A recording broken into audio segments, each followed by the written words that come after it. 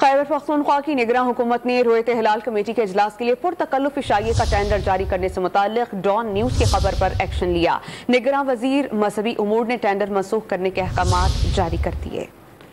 مرغ مسلم، دم پخت، بکرے کا پلاؤ، روسی سلاد، حلوہ اور مشروبات۔ رویت ہلال کمیٹی کے اجلاس میں ضیافت کے بہت سے تھے انتظامات، مگر آگے نہ بڑھ سکی بات۔ رویت ہلال کمیٹی کے اجلاس کے لیے پرتکلف دعوت میں طرح طرح کے پکوان تیار کرنے کا ٹینڈر جاری کیا گیا۔ 100 خواص اور 100 عام مہمانوں کے لیے علیحدہ علیحدہ کھانے کی فہرست مرتب ہوئی۔ خواص کے لیے دم پخت، بکرے کا پلاؤ، سب ملی سبزی، روسی سلاد، حلوہ اور مشروبات، اور اجلاس کے دوران گرما گرم چائے شامل تھی۔ اور عام مہمانوں کے لیے بکرے کا پلاؤ، کھرے مسالے کا مرغ، سب ملی سبزی، نان اور مشروبات شامل تھے۔ رویت ہلال کمیٹی کے دفتر میں یہ اجلاس 22 مارچ کو ہونے والا ہے۔ اس انواع و اقسام کے کھانوں کے لیے مختلف کمپنیوں سے کھانے کی قیمتیں طلب کی گئی تھی، مگر اس پرتکلف ضیافت کے ٹینڈر کی خبر ڈان نیوز پر چلی تو خیبر پختونخوا کی نگراں حکومت حرکت میں آئی اور نوٹس لے لیا۔ نگراں وزیر اعلیٰ برائے مذہبی امور نے ٹینڈر فوری طور پر منسوخ کیا اور 12 گھنٹوں میں رپورٹ پیش کرنے کی ہدایت کر دی۔